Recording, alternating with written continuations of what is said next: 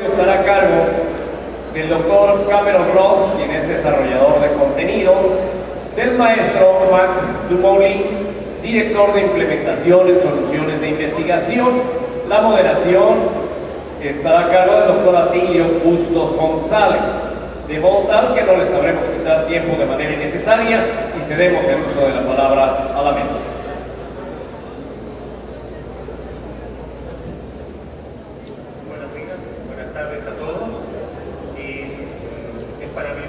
Introducir o presentarles a Cameron Ross. Cameron es vicepresidente de Scopus y ha estado acompañando el desarrollo de Scopus muchos años y es obviamente el responsable de su forma actual. Max trabaja principalmente en el desarrollo de investigaciones que permitan desarrollar Scopus, Science Direct y Mtro. La conversación que vamos a iniciar, que a continuación de ahora va a seguir en inglés, busca señalar cuáles son los hábitos de los investigadores respecto de la lectura de la ciencia, de cómo leo un artículo científico. Sin embargo, eso está determinado por dos desafíos, o muchos desafíos, pero hay dos que son particularmente interesantes. Por un lado, la aparición de múltiples dispositivos de lectura y por lo tanto la capacidad que tenga la información en la web de ser leído en múltiples soportes. Pero quizás el mayor cambio que hay que plantear es si solo se puede innovar en términos de visibilidad del conocimiento científico a partir de investigar los hábitos de los investigadores, o es necesario hacer nuevos descubrimientos, hacer nuevas proposiciones que vayan modificando las posibilidades de cómo un investigador desarrolla la aproximación a la lectura científica. En definitiva, estamos en un conjunto de challengers, new challengers for reading scientific information and explore new opportunities and new forms of display these products, research products, in innovative opportunities for increase the capacity of the researchers of increase the productivity and increase the efficiency to put in contact with the new knowledge. So thank you, thank you very much for the introduction. Thank you to everyone here for welcoming us to Mexico. I'd like to share a few perspectives before we start the conversation on the way that we at Elsevier, but also within this industry, see the production, the consumption, the distribution of science. Max and I are both from Amsterdam, so it is of course a great honor to spend time with you here in Namibia, so thank you also.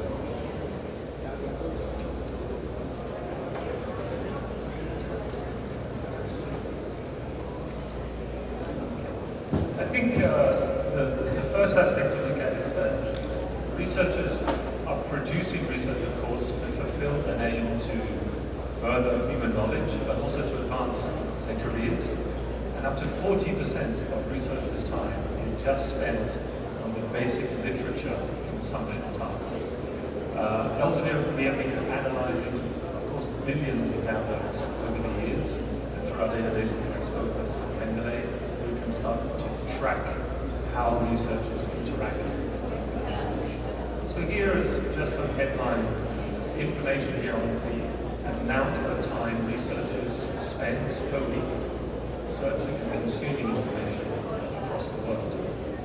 I think for me the key highlights is researchers are downloading perhaps 300 articles per year.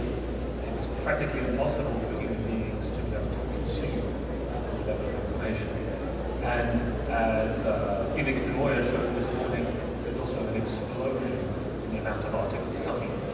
So we need to do a better job. There's too much to read, too much to consume, and not enough time for researchers to have to move forward. So how do researchers go about? Sorry, I can't do this.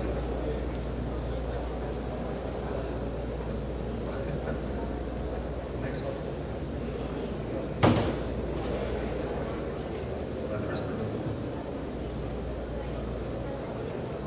Forgive me.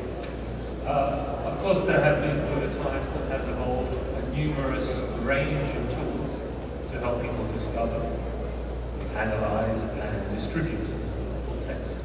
So this data comes from our own, again, Elsevier analyses, research on which tools do people use to do their jobs. And of course, it's arranged depending upon the age of researchers. Early career undergraduates are typically using commercial search engines like Google. Perhaps they're taught to go direct to the text. And we see professional, postdoctorate PhD researchers being much heavier users of professional A&I tools like SciFinder, PubMed, Web of Science, for example.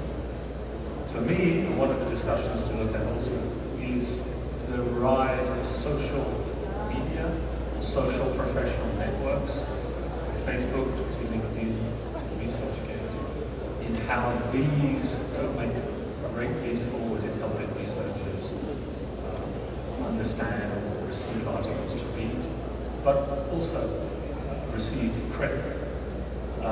Myself, I think I'm amazed at what ResearchGate is doing to help people disseminate, but also to recommend articles. Perhaps that could be an interesting discussion. So let me pause at this point, perhaps to discuss a bit more widely. How do we see researchers actually engaging?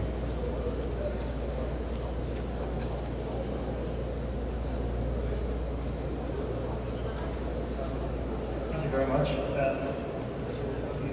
for having us here and for allowing us to talk in English. I do apologize that we're not speaking Spanish. As to what Kevin said, I think very important that people are using these tools, but are also being taught how to use these tools. So I think this is also one of the great occasions that we are all here as researchers, as librarians, as publishers, where we talk about how to engage users with these tools, how to teach best practices, because there is so much information out there. Even the smallest discipline in science, if you would like to read what's being published in 1 year, it would take a lifetime to read it all. So we need these tools to help find the right articles for the right people. And there are some great solutions, as Cameron was saying, but I do believe that we have a responsibility to teach people these tools and how to use them. And this is also one of the topics, of course, of this conference. So I think that's a very great aim of this conference, of going into this.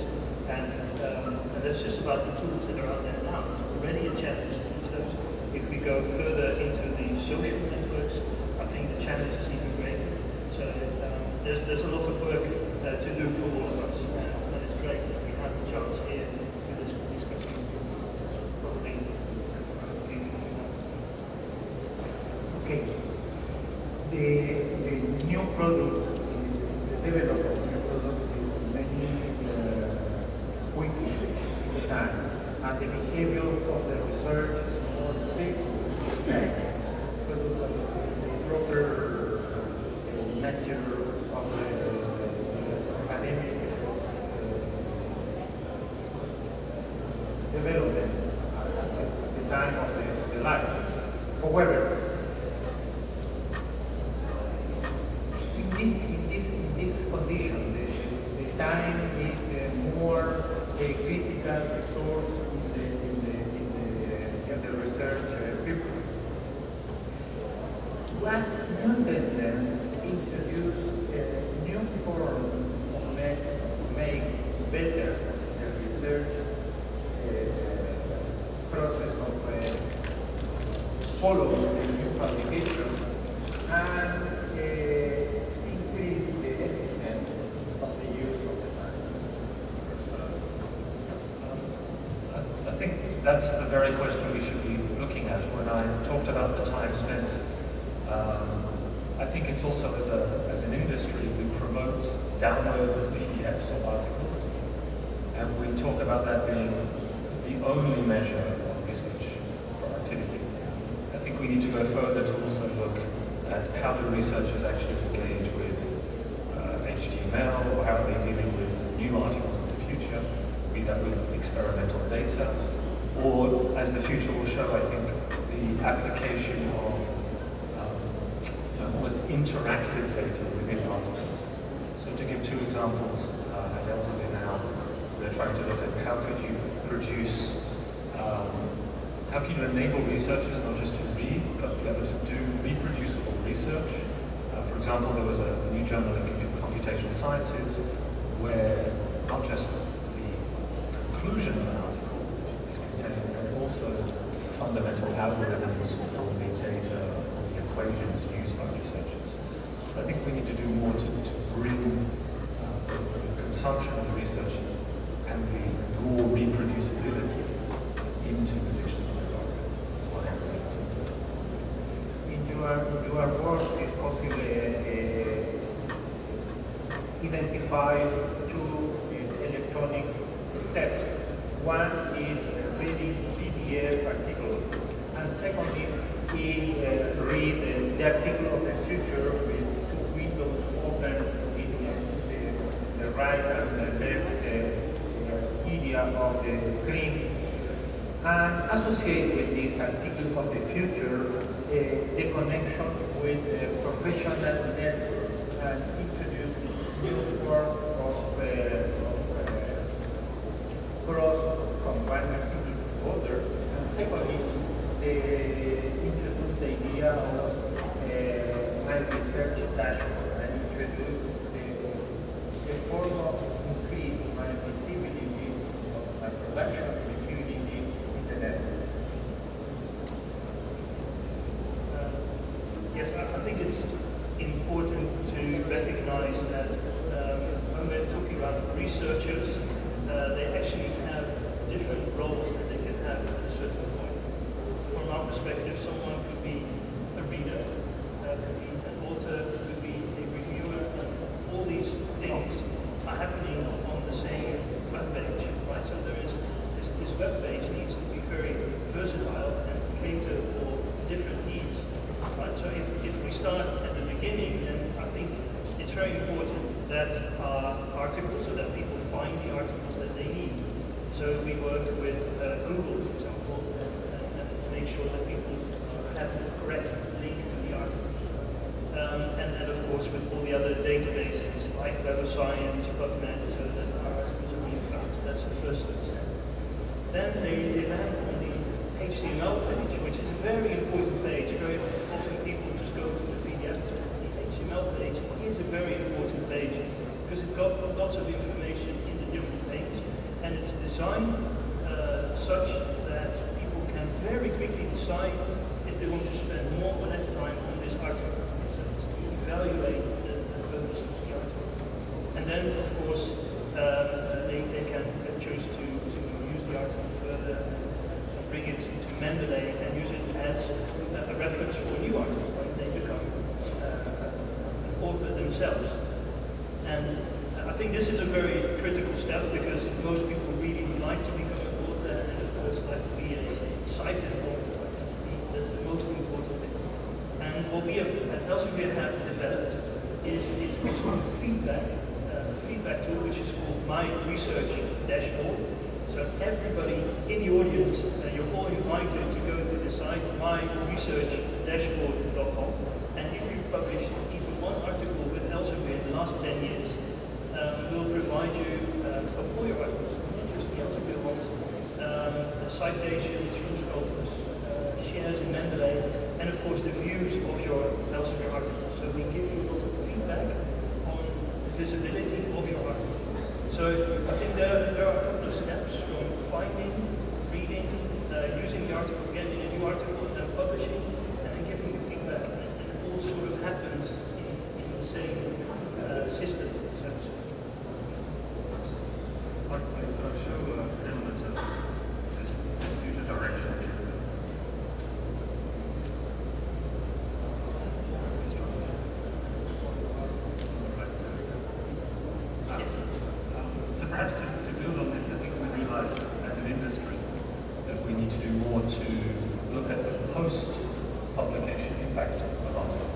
citations. Perhaps some of you have seen here, we're familiar with citations from Thompson and Scopus. These are in the tools from NLA or Mtro ResearchGate are much more focused on the usage post-publication impact. And I think where you see this going is in the industry. We've seen the rise of personal profiling stories from Google Scholar to researcher ID with Thompson to profile pages with Scopus, for example. ResearchGate really driving forward a new score, and perhaps something as overarching as ORCID, which tries to be an umbrella to integrate these. So I think, back to your question, Matilda, researchers consume research to be able to move forward, but they also consume and cite research so that they can get career credit. And these type of initiatives, we are working with at Elsevier to try and find ways we could combine them with social networks. So an example here is Mendeley, our version of these profiles. And perhaps just to share with you some of the type of combination now of metrics, where you can go from citation metrics to download and usage metrics to sharing with a number of readers. And I think going further, people want to know where their readership is coming from. They want to see who could I collaborate with that is downloading my work. The big challenge is with privacy. And that's one area that we need to be extremely careful and protective of. But there are also other areas that, I'll make my last point, where researchers also want to know how is their work doing from the perspective of social impact, or at least social commentary. And so looking at how their research is consumed and discussed in the news, I think is another area where we can go beyond just the article. Okay. It's very interesting, the innovation in offer of new indicators of repercussion of the article previously to size impact. However, in your research experience, this perception of repercussion indicator influence in the reading behavior of the reading, or only is a new tendency influence for the umbrella of technology and not for behavior of research? So I work with product engineers, so we have to fight the temptation to build something because we want to all the time. Actually, I think the reality is there was a recent survey by the Association for the Advancement of Science. They highlighted that 70% of researchers under 35 use social media, use usage metrics and blogs as a way to discuss and promote science. So actually, I think our generation and older are fine with the PDF. They will continue to work this way. But I think the new generation actually consumes literature and receives recommendations of what to read in a very different way, a much more social way. So I actually think our technology has to be aimed at building the tools for the 25-year-olds because their behavior is adapting much faster than my experience. Yeah, I think it's definitely true. I mean, to be honest, I don't use social media a lot for my work. Maybe I'm too old. Who knows? Yesterday we were at Bushmar and I posted a picture, and and on Instagram I was talking to my daughter about this, and that's how I use social media. Right? But I think, and I know that, like what Karen says, that the younger researchers are using this all the time. But we cannot just assume it. So I think what's behind all the developments of these products is not just a good idea or go with the hypes. Now there is actually a bit more to it. So we have done so much testing on these new features. We have had earlier versions of these products released to into smaller groups. So there is actually a lot of testing that takes place. Otherwise, we would not release this to the whole public globally. Right? So I think we have to be innovative, but not so far ahead of the crowd that we'll lose people. We have to do it carefully, and we have to keep testing what we do actually. And these tools are actually nice examples. My research dashboard, for example, there was an earlier tool that just gave stats, just usage of one article, and we send this out by email, very traditionally an email, and we had open rate even after several times sending an email on the same article of still 70%, 70%, which is, if you've ever been to marketing and know about email marketing, that's staggering, right? It's very, very hard. So what I'm trying to say is that you can have a good idea, but before you implement it to such an important audience as ours, you really have to test it carefully. That's what we do, and that's what we will keep doing. Let me move the question to the researcher with interest of introduce new behavior and new technique for improve on habits. What is the best place or what is the best track for start testing and picture the picture of opportunity for increase this behavior?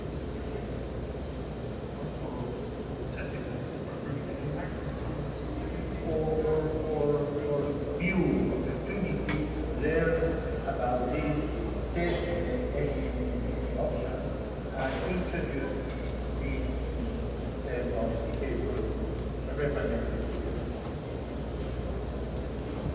So, I mean, if I look at this from you, I think most people here are sort of librarians.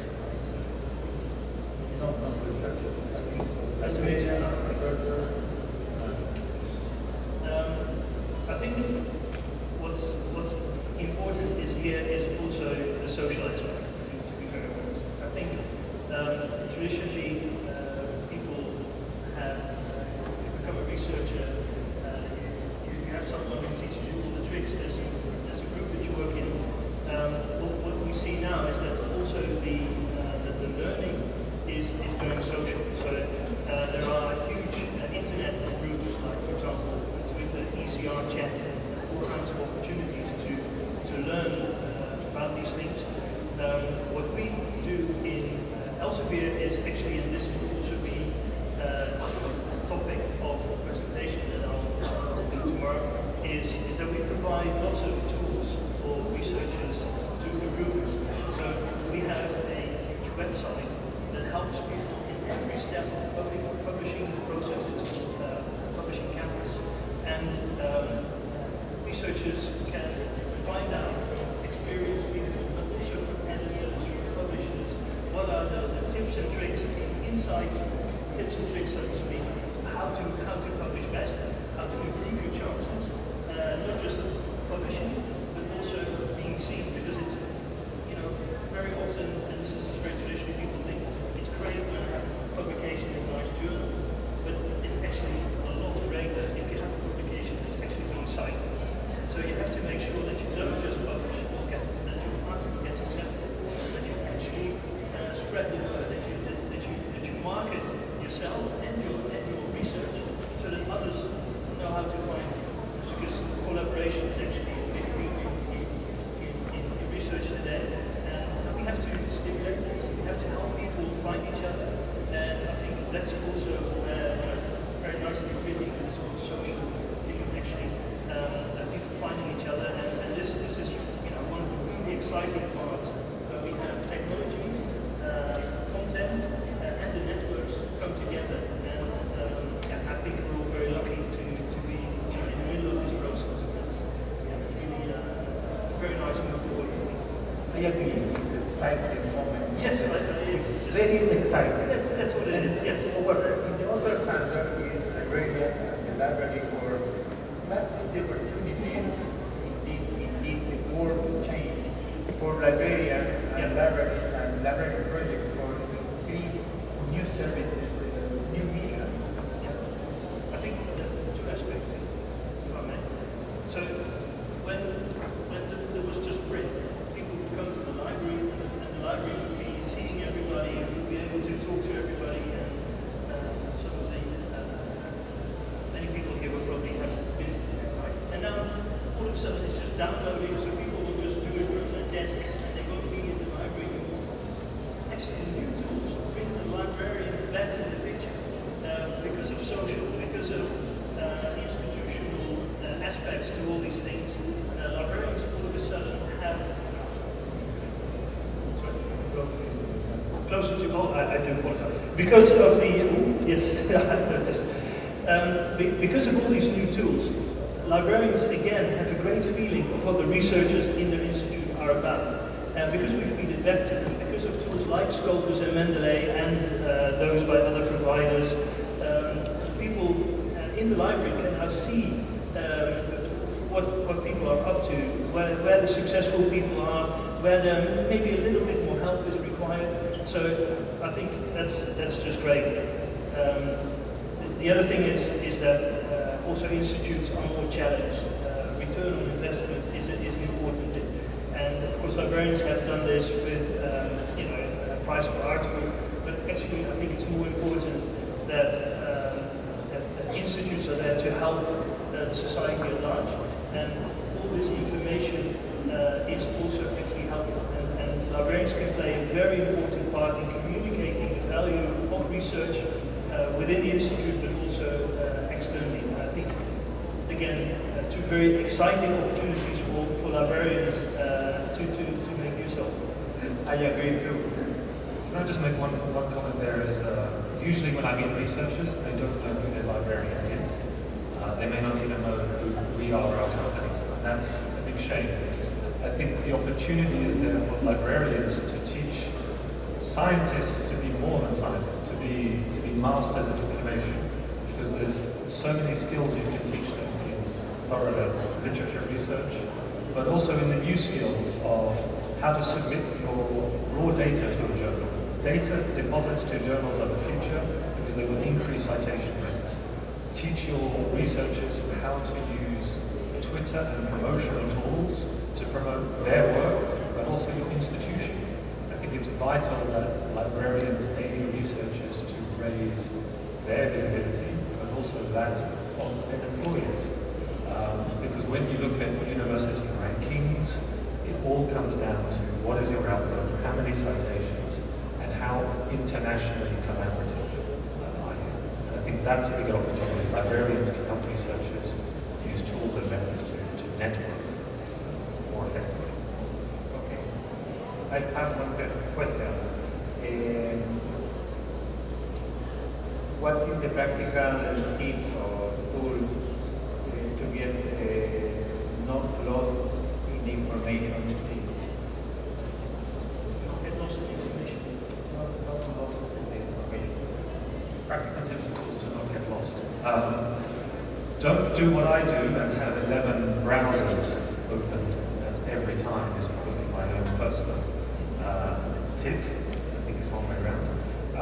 Well, I think obviously using any professional search engines, in my opinion, in addition to Google, I think using great tools that are reference managers or tools like Evernote are practical ways to store information. We see that a great deal, I think, as well. And I think joining, I mean, I'm a big social networker, but joining appropriate groups, be that on LinkedIn or at an institutional portal, who can recommend or help you with your research. Research is growing now where I think the average number of authors on one paper is 4 or 5 authors. So I think collaborative writing tools will also be a place in the future to help with that also. Thanks. Maybe one short one. The reason for people not to learn about new tools is very often because they're too busy. I'm too busy now to learn, right? But actually the learning will help you save time. So I think, and this goes for all of us, right? For everyone in every profession, just spend a bit of time regularly on learning new tips and tricks. And of course it's very easy, the information is everywhere on the internet, with Conversatorio, with our colleagues here from also in Mexico, but just spend the time on learning. Right? It always pays back in time. And so don't say I'm too busy to learn, because that's where it starts. That's, I think, very important. Let me complete more. I think in the case of researchers and the case of librarians, we need read continuous new literature. For this reason, you need a profile. We introduce the table of contents of the key journal and receive the key journals table of contents every time. Choice one article or two articles per day and read every day one or two articles is applied not only for researchers, applied for librarians. The use of scientific information introduces the new opportunity for understand the new indicators, new display, new tools. And I connect with the next question. To introduce in the speech the science and metrics must also introduce the new indicator of metrics. The question is, this new indicator is a new product and have a specific price, or is included in the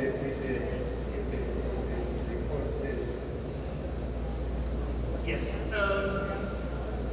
it's the price. It's the price question, people. People pay for our products, and there is we do not for every feature come with an extra invoice. We feel that people pay enough, so they will get a lot of value in return. So, for example, the old metrics feature on Scopus, which is has been since its launched this summer extremely popular, lots of clicks, lots of people commenting on Twitter saying that they love it, but it's a feature that comes with the package. Just like other things that you might not see, like APIs, other things, it's included, and that's good because we want to make sure that people will use these things, and that our brands can also show that they've had a lot of value. Let me introduce the role of publishers. Many journals publishing in Mexico use severe platforms for publishing in open access model their own journal. What is your recommendation for these publishers to increase the visibility of these titles in the great mainstream of the science? I think the future of publishing, a few years ago we thought open access would be taking off much faster. I think it's been an interesting ride so far where a certain percentage of journals are moving open access. But open access is just ultimately a subscription or a payment model. So my advice from a Scopus perspective, we look at lots of journals around the world through our board. Often I would judge a publisher or an open access provider perhaps three things. One, does it have the technology to distribute your content widely? Two, does it give you tools to enable community in some way? I think that's an opportunity for Elsevier too. What is the community of downloads, but also the community of researchers within a specific field? And I think three, does that publisher have a track record of developing journals that can enter into Web of Science or Scopus or PubMed, into premium literature databases. We see too many journals that are hyper-local. They're institutional journals or sometimes regional. My advice is collaborate nationally with other regional presses or institutes, but you need to be elevating the science to something that is of at least regional or international relevance. I think institutional journals that are looking for open access try to find something. Yeah, I think if you're a society publishing a journal, you have to make sure that you realize that what you're actually doing is marketing, you're supporting a brand. There are lots of, I know also in Mexico, first-class marketing people, and basically all the tricks in marketing apply, right? So don't wait for someone else to do this. Make sure you take your own communications in marketing and really make the best of it. You are your own brand. This goes for publishers, but it also goes for individual authors. It's for institutes, as we see this week in the Times Higher rankings. But it's also for societies and publishers, journals. You have to be very careful about your brand and make sure that everyone's aware and knows what the three key things are that you bring to the market. And keep repeating it. Keep repeating it, then people will know you and they will come to you with their articles. And I think that's right. Okay, I understand. The role of editor is critical and not is sufficient to move to the third platform. You need to make It's a very good move. It's a very good move, but it's not sufficient. Yes. In these scenarios of new tools, new opportunities, what is the role of publisher of introduce this new form of display articles or introduce this new technique in the readers of this journal? The role of publisher. Well, I think the role of a publisher is definitely not just to distribute science anymore. I think in the old days we helped move letters or bits of paper between different communities. I think the role of the publisher now, to your point, is this is controversial, to decrease the total number of downloads that researchers do, to deliver them more relevance, and that has to be by enabling greater insight and efficiency on the interface. But I think bigger than that, most researchers don't really say they have a problem with consuming or reading articles. Most researchers say they have a problem with getting themselves known or cited. So I think the role of publisher now in the future is to move away from content, to be much more focused on the author, the individual, and the institution that pays them. And to build on what Max said, publishers are just marketing agencies for researchers and their science, but we have to ensure that we focus on the quality, the peer review, and perhaps, Attilio, that's the big area of change coming, maybe changing the way peer review is done, make it faster, make it instant, and give researchers a reward for engaging in peer review. It's my view of the role of the publisher. Thank you. You made jump to 5-year war. Yes. What is the future of the activity? Let's just yes. So, what's it, 2020? See what's happening then? Looking to the future. Well, I think what we see now, we as a company, and I think we still are actually focused on documents, right? So we find people to come with a manuscript to us. We reject, unfortunately, about 2/3 of the papers. 1/3 goes to the next stage, and then we need to do some marketing, and hopefully there's some citations. That's what we do, but it's all based on papers in, papers out. The big change is that instead of the paper being in the middle of our model, of our workflow, it's going to be the researcher. researchers are the people, their workflow is going to be in the middle, not our workflow, right? And that's the big challenge. That's where the technology comes in, where we have people go through the system as a reader, an editor, reviewer, author, all these different, and of course it still needs to be in the same ecosystem. So many challenges. That's actually what we're building today. And well, the future, I think, and that's something that we were also looking, is that maybe you don't submit your manuscript to a journal anymore, but directly in the social network to the editor of the journal, right? And because you know each other, or at least via the network, you know enough about the person to say, oh yes, that's where I want to go. The network may have suggested that you publish, you submit your next manuscript with this professor, and she then might, based on what she knows about you, say, yes, let's go and let's collaborate and make sure that this paper gets out. Right? So it's less on the article, but more on people and how they relate to each other. And yes, in 5 years from now, I promise you will see this a lot more. In the perspective of comprehensive database, what is the linking of the research, the searching tools with these new scenarios of the That's a tough question, because with many of the search tools that I currently work on today, they still work on an old model. You abstract information, you keep some references, and you make some metrics. I think the dream of researchers is you get full text insights or full text search, but without having to read so much of an article.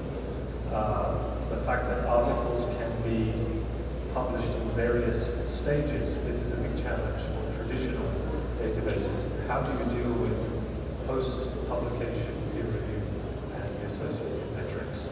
I think there are companies like Faculty 1000, PHA, that are really starting to change the way the traditional science models work.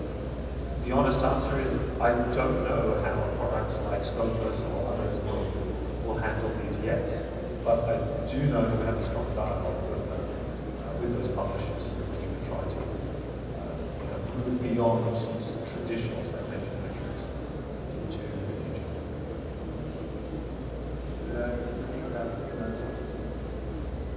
one recommendation. First of all, recommendation is to come to our presentations later on. I just want to thank you, really. It's been an amazing opportunity to come here, to be invited here. We've had a lot of fun yesterday and also today with all of you. We will be here the whole conference, so please approach us with any questions that you may have. Also, your local colleagues are here as well for you. They're a fantastic team. So I just really want to thank you for the opportunity of being here and talking to you all. It's a fantastic thing that 3,000 people can be here to talk about information, and I think it's something that Mexico can be very, very proud of. And I congratulate you on it. So thank you very much. Thank you, man. Yes, again, thank you. This is one of the most interesting and professionally arranged conferences I've been to as well. So I think my final thought is, I believe that science needs to accelerate, science needs to be more social, and so please do approach us if you have any suggestions, comments, or criticisms or questions. Please come to us and speak with us. We'd love to hear from you. Thank you. Thank you, Max. Thank you, Cameron. This review for researchers, publishers, and librarians, opportunities in the new world of scientific communication. Very interesting. The subject is open and develop a